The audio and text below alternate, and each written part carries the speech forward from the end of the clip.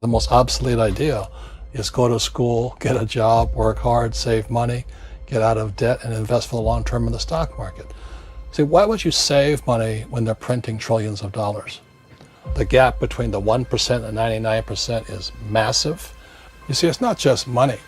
You have to step back and look at the bigger picture. So what do you do? In every one of us is a poor person. There's still a poor person inside me.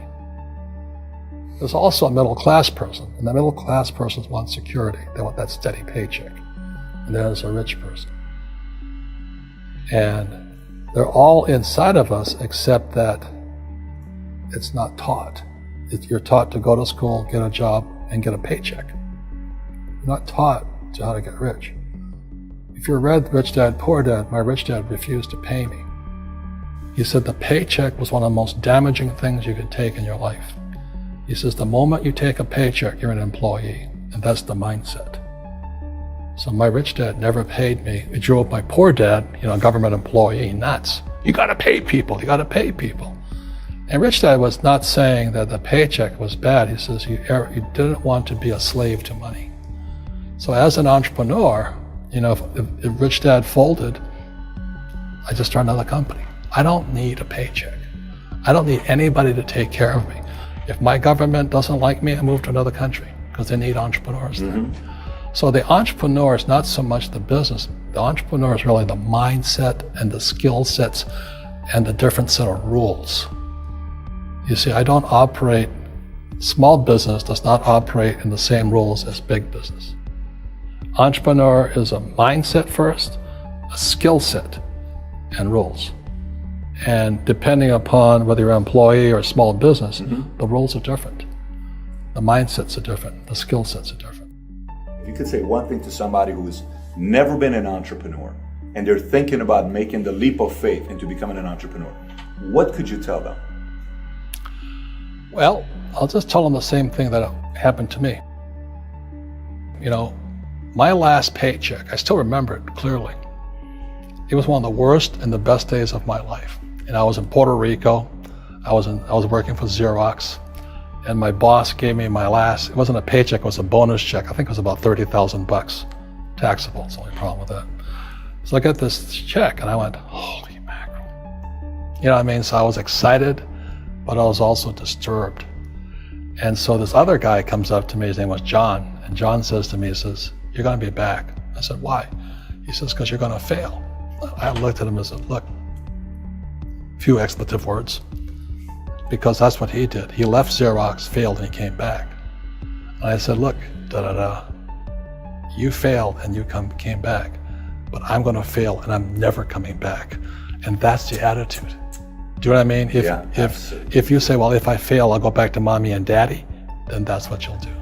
So if you fail, that's when I became an entrepreneur, because I had no money. I had no money for years. I didn't have a paycheck. But that's what my rich dad encouraged me to do. He says, when you don't have this paycheck, you get hungrier, smarter, and it's a test of your character. Will you become a crook? Will you become dishonest? Will you cheat and steal? Or will you become a better human being? So really, that's the benefit of becoming an entrepreneur, is you really find out who you are when you don't have anything. So you always have to look at the big picture. Too many people look at, well, what's going to happen to me? When you look at the big picture, you're also going to know that when something bad happens, something good's going to happen. But you got to prepare for whatever is coming. If you think next 20 years will be like the last 20 years, you're going to get creamed. When you and I go to the supermarket and we buy a carton of milk, we always check for the expiration date. But most people do not check for the expiration date on their brains. Instead of get out of debt, I get into debt. I just refinanced $300 million in debt. I went from 5% to 2.5% interest. I made a fortune. Every month, more money comes in because my cost of money has gone down. So while some financial experts are saying get out of debt, I'm saying learn how to use debt.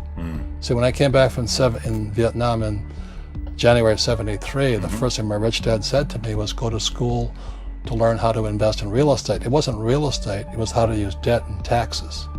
Debt and taxes make the rich richer. Debt and taxes make the poor and middle class poor.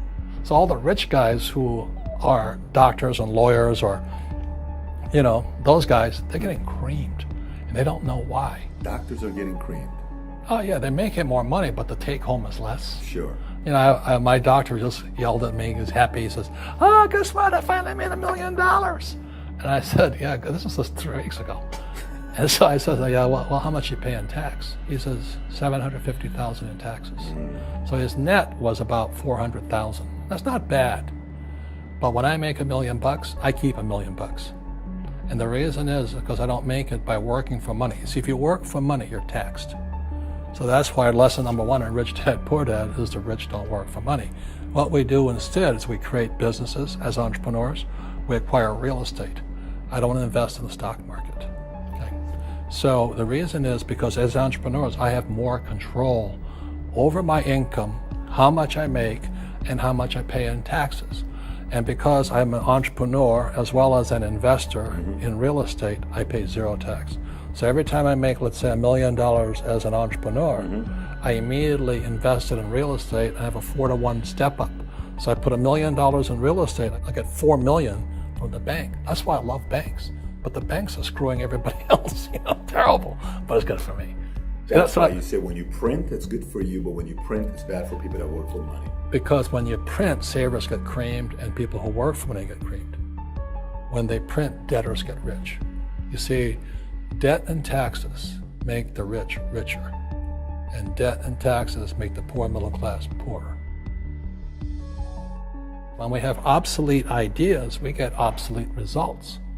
So what's happening for most people, the idea of going to school, getting a job, working hard, saving money, getting out of debt, buying your house because it's an asset, investing for the long term, is obsolete. The world has changed. The world changed in 1971 when President Nixon took us off the gold standard and money became debt. What if we get rid of school? Then what would happen? Would it be better if we had no educational system at all? No, I'm saying education is more important before. It's just obsolete. There's Moore's Law which states information doubles every 18 months. In other words, everything's obsolete 18 months. So, and this is just a recent phenomenon. So when you come out of school, you're already obsolete. And that's why I'm the old guy, I meet my friends who went to Harvard. Say, I went to Harvard. I said, yeah, that was how long, 50 years ago? Today, the banks are charging you interest to save money. In other words, banks don't want your money because they printed too much of it. And that's why there's this bubbles in stocks and bubbles in real estate and all this. People are dumping the cash because, as I said in here, savers are losers and cash is trash. And yet people are, well, I want a high-paying job. Well, that's an obsolete idea. Get out of debt is an obsolete idea. You should learn how to get into debt, how to use debt to get rich, and they'll never teach you about taxes. The reason the 1% is way up here and the 99% are going this way is because when you print money, 2 things happen: inflation and taxes. It's going to crush you. And any entrepreneur thinks, I'm just going to make money, I'm going to start a business and make a lot of money because of what we talk about. They really have got to smell the roses, man. That's not what the real entrepreneurs are doing. Most entrepreneurs, there's 28 million small business owners in America. 24 million are what are one-person entrepreneurs. They're called non-employee entrepreneurs. So and that's what happens is when people don't really understand what an entrepreneur does. So most big people are self-employed, but they're not really entrepreneurs. The self-employed pay the highest taxes of all, and nobody tells them that. Yeah, it's also called the entrepreneurial spirit, but what we were actually talking about was there's no such thing as a bad economy. There's the external, you and I, we all have an external economy, but we also have an internal economy, and the willpower is to change our internal economy. So for me, I can see the good and I can see the bad. I don't really give a damn because I'm going to be rich anyway.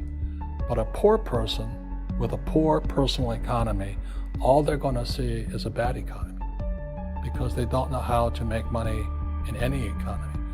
And a middle class person, they have a middle class economy. What they want is a nice house, and a steady paycheck, and the job and the car. And so when you take their job away, to them, that's disaster. Well, since an entrepreneur doesn't have a job anyway, it's no big deal.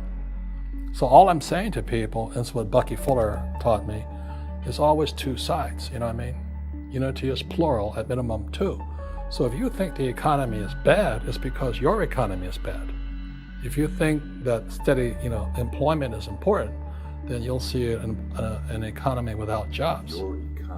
Your economy versus the external economy. What you control versus what you can't control. I can control. Yeah, it's called an internal focus versus an external focus. So the real entrepreneur has an internal focus. That if they fall down, they say, "Oh, this is good, because I'm going to go up higher." The average person will fall down and say, "Oh, I'm going to take some Prozac," or somebody has a mistake. "Oh, the mistakes don't matter." Well, mistakes matter. It means you didn't know something. But a real entrepreneur, whether they fall down, they always can go up. They can stand back up and go higher. That no matter what happens to them, they get stronger and better and smarter and happier. But a person with a weak internal mindset is that they're so afraid of what happens, it generally happens. Like, people who are afraid of losing their jobs, they generally lose their jobs. You know what I mean? Yeah, so everything you can comes through you. Yeah, so the entrepreneur first job is to control inside here, not outside there. The moment you take that paycheck, you're an employee. You've got to be stronger than that. It's about inside control.